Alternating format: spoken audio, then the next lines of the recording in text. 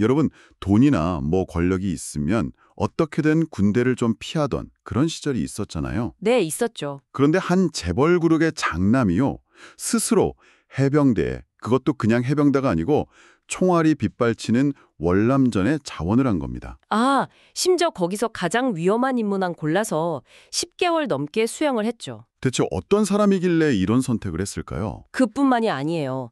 이 사람이 한국 최초의 스키장을 만들었고요. 29살에 갑자기 아버지가 돌아가시면서 그룹 총수가 됐는데 네. 그 회사를 재계 5, 6위까지 키워낸 인물이기도 합니다. 와. 바로 쌍용그룹의 2대 회장, 김석원 회장 이야기입니다. 네, 오늘은 정말 한 시대의 풍운하였던 김석원 회장, 그리고 그가 이끌었던 쌍용그룹의 그야말로 영화 같은 흥망성쇠 이야기를 깊이 한번 들여다보겠습니다.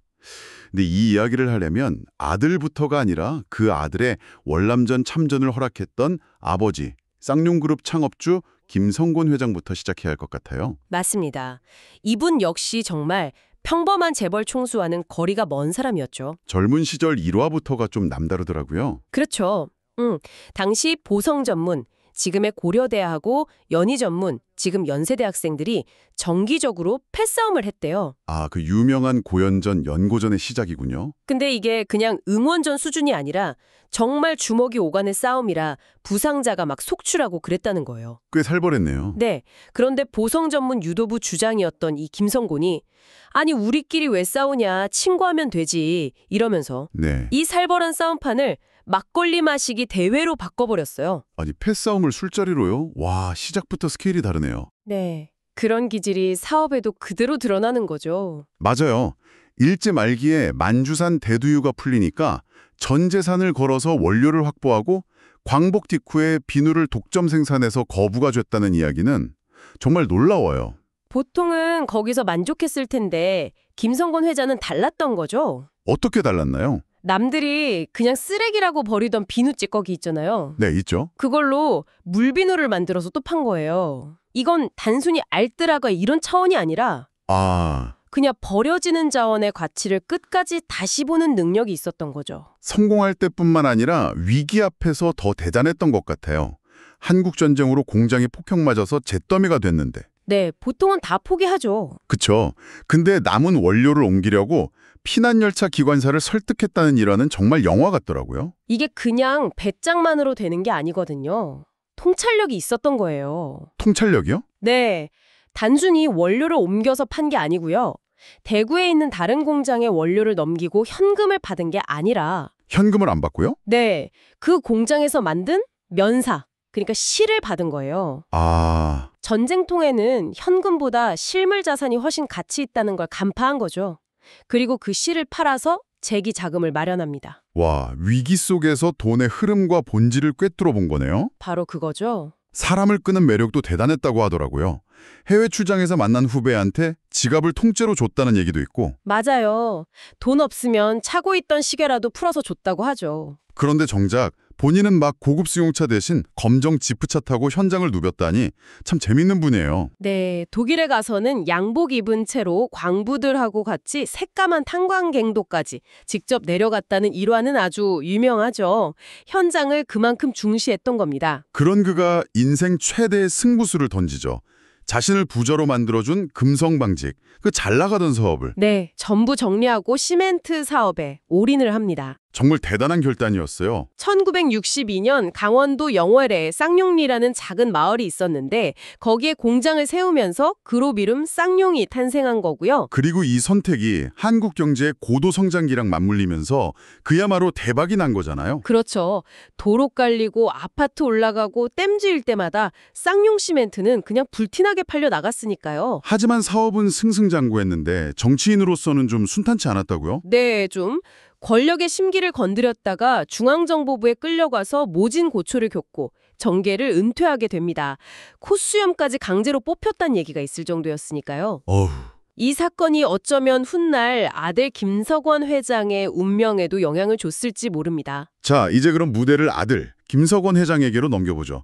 아버지는 평소에 돈은 사람의 눈을 멀게 한다면서 재산을 안 물려주겠다고 했다면서요? 네, 공언을 했었죠. 그래서인지 장남 김석원도 아버지한테 돈을 빌려서 사업을 시작해요. 그게 바로 한국 최초의 스키장, 용평 스키장. 맞습니다. 그런데 정말 운명의 장난처럼 용평 스키장을 개장하자마자 아버지 김성곤 회장이 갑자기 돌아가십니다. 아, 예순이 간 넘은 나이였죠. 29살 아들은 졸지에 거대 그룹의 총수가 된 겁니다. 29살에요? 와, 정말 어깨가 무거웠겠네요. 훗날 회고하기를.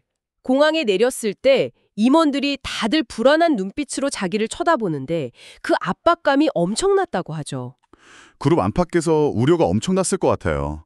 저 젊은 사람이 과연 하면서요. 당연하죠. 하지만 결과는 모두의 예상을 완전히 뒤엎었습니다. 오히려 그룹이 더 커졌다는 평가를 받잖아요. 그렇습니다. 다들 저런 걸 왜 만드냐고 반대했던 스키장은 상류층이랑 대학생들한테 폭발적인 인기를 끌었고요. 네, 새로운 레저 문화를 만들었죠. 아버지에게 물려받은 시멘트, 정유 사업도 순항하면서 그룹 규모는 계속 커졌습니다. 자신감이 붙은 김석원 회장이 1991년에 세계 잼버리 대회를 유치해서 성공적으로 개최한 것도 정말 대단한 성과였고요. 잼버리 유치는 정말 그의 추진력을 보여주는 상징적인 사건이었어요. 직접 스카우트 연맹으로 막 출근하면서 모든 걸 쏟아부었고 역대 가장 성공적인 대회였다는 찬사까지 받았죠. 그야말로 거침없는 황금기였네요. 네, 그랬죠. 잼버리까지 성공시키면서 김석원 회장은 말 그대로 세상을 다 가진 것처럼 보였을 거예요. 그런데 모든 게 잘 풀릴 때 리더들은 종종 가장 위험한 결정을 내리기도 하죠. 자신의 꿈을 실현시키려는 유혹에 빠지는 거죠. 네, 김석원 회장의 꿈이 바로 자동차였고요. 1986년 쌍용이 동아자동차를 인수합니다. 김석원 회장은 그야말로 차에 미친 사람이었어요. 그냥 마니아 수준이 아니었군요. 네, 희귀한 스포츠카를 직접 몰고 전문 레이서랑 실력을 겨룰 정도였다니까요. 이 뜨거운 열정이 결국 그룹의 운명을 건 사업으로 이어진 겁니다. 시작은 나쁘지 않았어요. 코란도, 무쏘 같은 SUV들이 디자인도 좋고 성능도 호평을 받았잖아요. 맞아요. 심지어 독일 벤츠랑 기술 제휴까지 맺으면서 중대형 세단 시장 진출이라는 원대한 꿈까지 꾸게 되죠. 그런데 바로 이 지점에서 아버지와 아들의 결정적인 차이가 드러나는 것 같아요. 어떤 차이 말씀이시죠? 아버지의 시멘트 사업은 시대의 흐름에 정확히 올라탄 투자였잖아요. 그렇죠. 한국의 기관산업 육성 정책과 딱 맞아떨어졌죠. 반면에 아들의 자동차 사업은 이미 현대, 기아, 대우라는 거인들이 버티고 있는 시장에 뒤늦게 뛰어든 어떻게 보면 흐름을 좀 거스르는 열정의 투자 아니었을까요? 정확한 지적이십니다. 게다가 당시 SUV 시장은 지금처럼 크지가 않았어요. 맞네요. 근데 현대 같은 기존 강자들이 우리도 SUV 만들어야겠다 하고 뛰어드니까 오히려 점유율을 뺏기기 시작한 거죠. 벤츠와의 기술 제휴는 어땠나요? 겉보기엔 화려했는데 실제로는 엔진이랑 부품을 비싸게 사와야 하는 좀 불리한 계약이었습니다. 결국 자동차 사업은 그룹의 돈을 계속 빨아들이는 밑빠진 독이 되어가고 있었던 거죠. 그룹이 그렇게 흔들리는 상황에서 정말 뜻밖의 소식이 전해집니다. 네, 김석헌 회장이 갑자기 경영에서 손을 떼고 총선에 출마해서 정계에 진출한다는 거였죠. 재계 5위 그룹 총수가 갑자기 국회의원이 되겠다고 나선 거니까요. 다들 의아해했죠. 아니, 그룹이 이렇게 위기인데 왜 갑자기 정치를? 사실 그전에도 정치권의 영입 압박이 거세서 그걸 피하려고 미국 유학까지 떠났다는 후문이 있긴 합니다.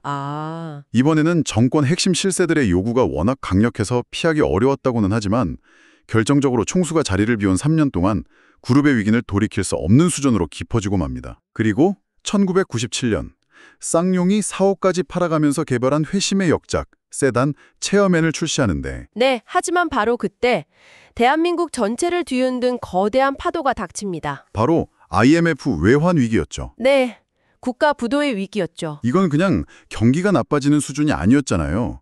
기업들은 하루아침에 대출 상환 압박을 받고 자금줄은 완전히 막히고 그렇죠.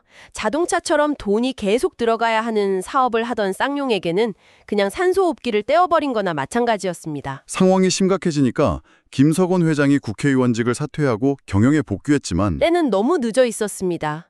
그룹이 통째로 넘어갈 위기 앞에서 부채가 3조 원이 넘던 쌍용차를 눈물을 머금고 대우에 매각할 수밖에 없었죠. 자기 꿈이었던 자동차 사업을 제 손으로 정리해야 했던 거네요. 네, 참 비극이죠. 자동차를 팔아서 2조 원 가까운 빚을 덜었지만 여전히 1조 7천억 원의 빚이 남았어요. 평소 같으면 어떻게든 막았을지 모르지만 외환 위기라는 혹독한 겨울은 쌍용을 기다려주지 않았습니다. 결국 그룹 해체 수순을 밟게 되는군요. 네, 쌍용증권, 쌍용정유, 쌍용중공업, 쌍용건설 한때 그룹을 덧받치던 알짜 계열사들이 전부 다른 주인의 손에 넘어갔습니다. 그리고 마지막에는 김성원 회장이 직접 만든 용평레조트랑 아버지에게 물려받은 그룹의 뿌리 쌍용양혈까지 매각되면서 네, 한때 재계 5위기를 자랑했던 거함 쌍용그룹은 역사 속으로 완전히 사라지고 맙니다.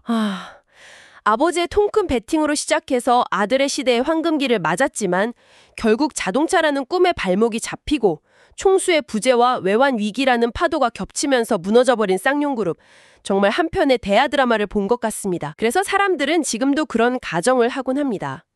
만약 쌍용이 자동차 사업에 뛰어들지 않았다면, 네. 또 만약 김석원 회장이 경영 일선에서 물러나지 않았다면, 그리고 만약 IMF 외환 위기와 정면으로 부딪히지 않았다면 과연 쌍용그룹의 비극은 일어나지 않았을까요? 글쎄요. 이 질문에 대한 답은 여러분 각자의 생각에 한번 맡겨보겠습니다.